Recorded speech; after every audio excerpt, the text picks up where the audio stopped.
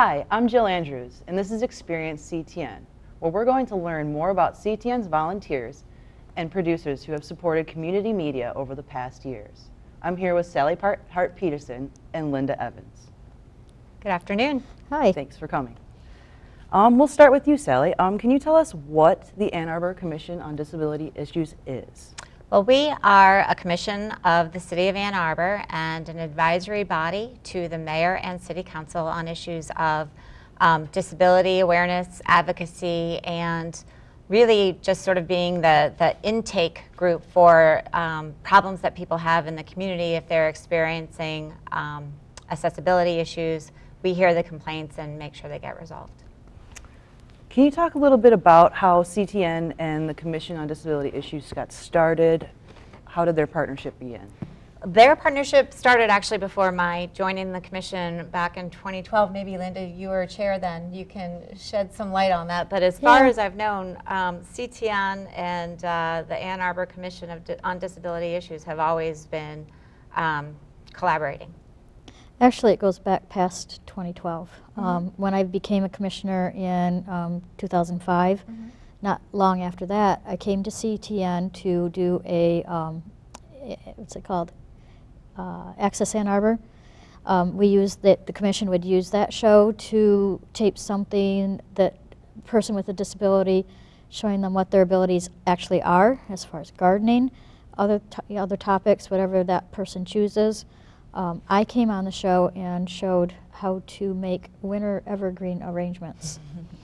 And that was quite the experience because I was arranging the evergreens as we were talking on the show. So we could only use that show every 6 months though. And we wanted something more to, promote our advocacy, education, inclusion, all that. And so when we came to CTN and had a meeting with the manager, she says, yeah, you guys can do a show, whatever you want, as many times as you want per week or per month. So we chose once a month, a half-hour talk show. So. Is that Ann Arbor inclusive? That is Ann Arbor inclusive. I should have said the name, yes. And I helped produce that. So. Okay. Can you tell us a little bit more about inclusive? Ann Arbor Inclusive is a show that focuses on people with disabilities and people who promote or provide services for people with disabilities. What do I want to say? I had all these notes. The show basically, the highlight is people with disabilities that have a good outcome on their life. Individuals like a person who's totally blind and nothing stops him. He's been to Antarctica and has walked next to the walruses or amongst them. A service provided by Mount Brighton Adaptive Sports, where the staff there helps people with disabilities, mainly spinal cord injuries, scuba dive and downhill ski, and golfing, things like that. Those are the types of shows we like to do, and we're open to any ideas from anybody in the public. I think if I can just chime in here, I think what's been so wonderful about the show is all of the guests are able to demonstrate really outstanding achievement in their field and in their interests. And I think it really just displays the normalcy of their lives that wouldn't have maybe, it increases awareness of the achievements that anyone can make. There's a lot to be said about promoting awareness and letting people know that these services are available to them. Can you talk a little bit more about how CTN has collaborated with you as far as getting a host, and then how maybe things integrated with the commission? Well, I can answer the commission part of that. Early on, when soon after I became a commissioner in 2012, with Linda's help, and really Linda led the charge on this at the time, about getting our commission meetings closed captioned.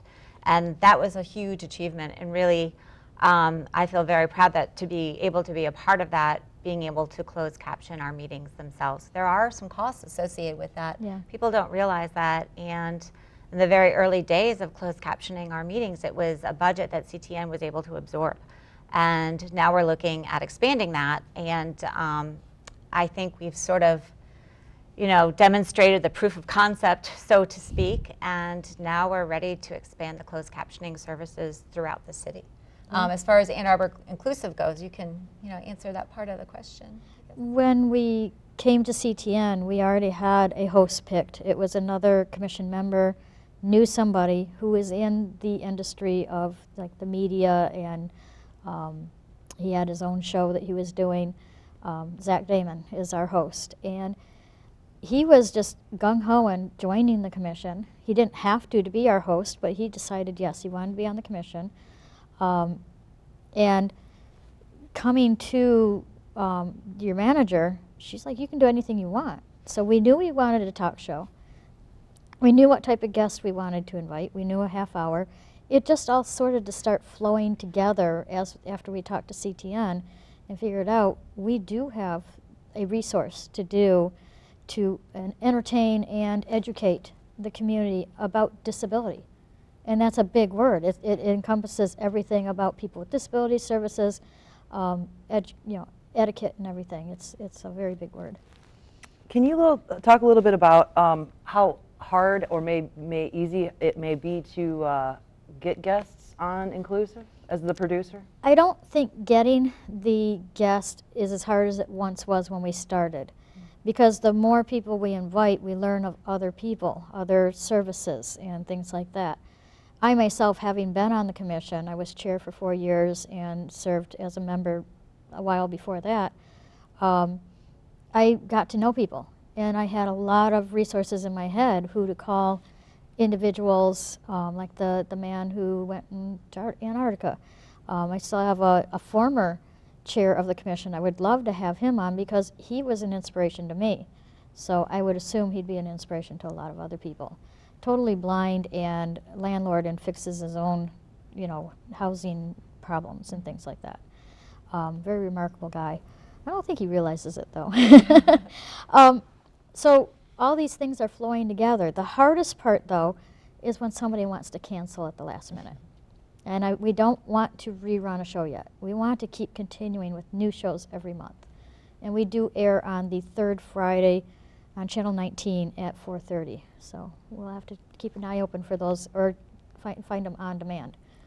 So Sally, how have you found it beneficial to air the commission meetings on CTN? Have you brought awareness to issues that you guys are talking about? Can you talk a little bit more about how that helps? Yeah, I think as far as obviously having them telecast and then rerun several times a month is helpful. I do hear from people in the community who have watched the show, who give me feedback as chair, who are proud of the things as members of the community, whether they're disabled or not, or whether they have a disability or not.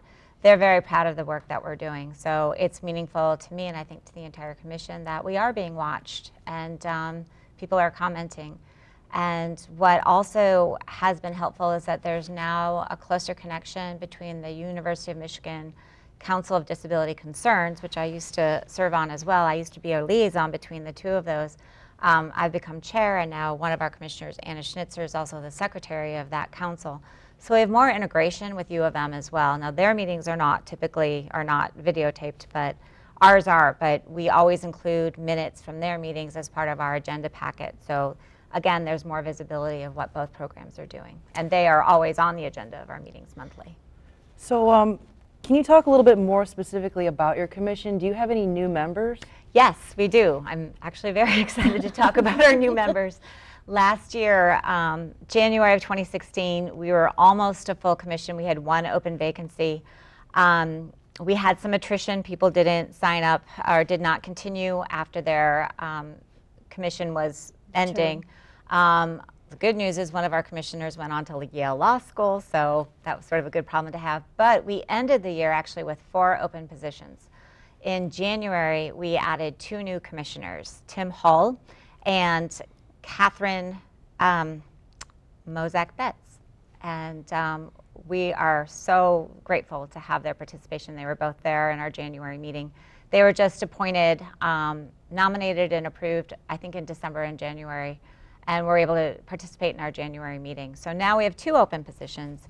One of the interesting factors that we have now, our bylaws as approved by City Council early last year, have changed the number of commissioners who are allowed to serve without a disclosed disability. It used to be a majority, and now it's two-thirds. So 9 out of our 12 appointed commissioners must have a disclosed disability. And so we've actually had to turn some people away who wanted to participate, but they didn't have a disclosed disability. So that's new, but it also makes sure that our board makeup reflects the sort of national trend, national statistics as far as board makeups. For example, like the National Federation of the Blind, they have 2/3 that are have a disclosed disability. And so it's important that the disabilities that are portrayed on the commission also represent an array of disabilities, and we do. We're very diverse and inclusive. How do you prepare your new commissioners to be on TV? We don't do anything specifically to prepare them to be on TV. I don't think people know what they're getting into, and so I think they prepare themselves. We obviously welcome them, make sure they have all the information they need. They get the agenda ahead of time. There's always a time to, back and forth. They get their packet from the city. They get sworn in ahead of time. And so there's some logistical paperwork preparation that they go through, but most people just take to it naturally, I think. I can remember when I came on, I knew I was going to be on TV, a little nervous, but when you're in that talking amongst each other, you have a agenda you're sticking to, you don't know there's a camera there. You kind of do It's not forget. in your face. So, You do. yeah. Yeah. So can you talk about maybe one of your favorite memories of the relationship you've had with CTN, either one of you?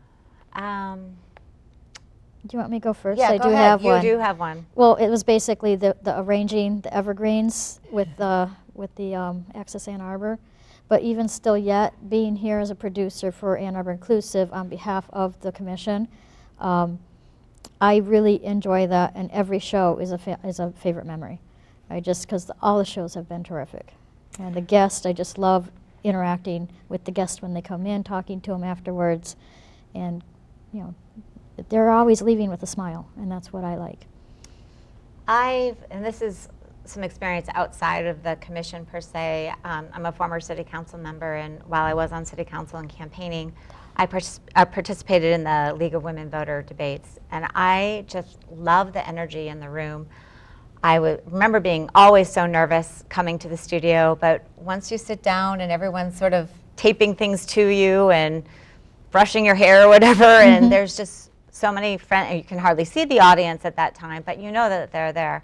And there's just so much warmth in the environment here that as soon as I would come and sit down and get started, the nervousness just kind of melted away. And again, that's part of the welcoming atmosphere of the staff. And I just would relax and enjoy the energy of the moment. I would say secondarily, second, and also is that being able to expand the closed captioning ordinance. I wouldn't say it's a moment per se, but it is something I'm probably the most grateful for.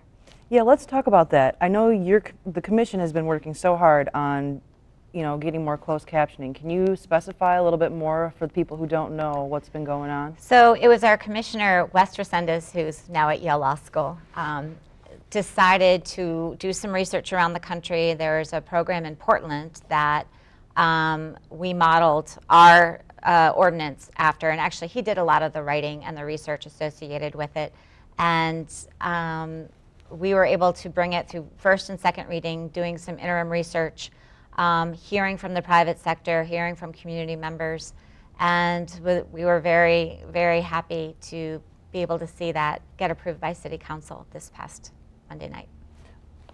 We have a clip of the commission at work. We're going to take a quick look and see exactly what you guys do. Here it is. To clear some things with the Community Engagement Committee, because this is still a commission-created project, and you guys are the say so on a lot of things. Plaques were mentioned, laminated pictures of the flowers when they're not in bloom. Somebody can see what they look like. Doesn't help people out like Larry, but a laminated picture somewhere in the garden was proposed. Another proposal from that meeting was having some type of another ceremony, like a little tea or lunch or something that sort of reopens the garden once it's replanted again. So that's another consideration you guys can talk about tomorrow night. Sorry, I can't attend. So- Linda, just to clarify, I think I heard specifically with the commissioners, you'd like to hear from commissioners to confirm that they do not want to be involved as Yeah. well. So It's just, Okay. if you're not interested in it, then I won't keep bothering you with it. If you do want to stay on the link, though, let me know, and then I won't keep expecting an answer from you. Did you get Exactly. the email, that type of thing. Thank So- you. Okay. Coming up on this camera. Well, that's a little bit of you guys hard at work. So CTN has been a good resource for both of you. Can you talk a little bit about why maybe other organizations should take advantage of CTN? Well, I think just the experience that I've had, and I think you probably feel the same, is that it's such an easy way to promote something that you're doing. Exactly. It's accessible in all elements of the word, all connotations of the word, and it's free. And Yeah. a lot of people don't realize it. I remember, I think one of the first times I was on, I was working for a fundraiser for what was then the Ann Arbor Autism Foundation, and we did sort of a promo on, I think it was Soapbox, and someone found out about it. We were here, we did it, and it was easy, and it was free. Yeah. Other commissions would easily be able to, what people don't come to their meetings, get a show going like ours or just a 5-minute clip like Soapbox and get information out to the public that can't make it to the meetings, or it's not, excuse me, it's it's a commission that's not televised or a board that's not televised, and they could easily use. It's free. They just have to be committed. If they don't have to come in every month, they can choose what they want to do when they want to do it. So it's very convenient. All right, so where can people go to learn more about the Commission on Disability Issues or A2 Inclusive? For the Ann Arbor Commission on Disability Issues, it's a2gov.org/disability resources. That takes you to the disability resources page for our commission. You also have a email account, don't you? We do. Don't ask me what the email address is. Oh, It's A2. A2 at disability resources. It's a2disabilities@gmail.com. It's a Gmail, but It is a Gmail. You can easily find it. You can also contact the commission about A2 Inclusive. If you go to the resource page, that should get the email address on there. But you can also use my email address. It's li, 2 N's as in Nancy, IE 231@hotmail.com. LINNIE231@hotmail.com. So just shoot me something you give me a topic you want to hear about, give me an organization or a person that you'd like to see on the show, and I will check into it. I just want to say one more thing. We, in our show, just like to prove that there is no limit to what people with disabilities can do. So. Okay. Anything that we can expect from you guys in the near future? I am hoping, and it's part of our plan, and I think having the closed caption ordinance passed, we're moving into an era, I hope, that is more inclusive, that actively values inclusion. And I will quote one of our former commissioners, Lloyd Shelton, who has said that our community, and not Ann Arbor specifically, but our global community needs to start thinking about people with disabilities as not something that other people have, but something that's part of the human experience, and that it impacts all of us. I agree. And I just want to thank both of you for coming and taking the time to be on the show. But I think that's about all the time we have for today. Great, thank you. Thank you. Thank you for watching, and stay tuned in to Experience CTN. And in the meantime, why not come in and experience CTN for yourself? Email ctn@a2gov.org for more information. To watch other CTN programs, visit us online at a2gov.org/watchctn and follow us on Twitter and Facebook at CTN Ann Arbor. I want to thank our crew, Matt Drake, Gage, Justin, Phil Booz, and Alicia May. And I'm your host, Jill Andrews. See you next time.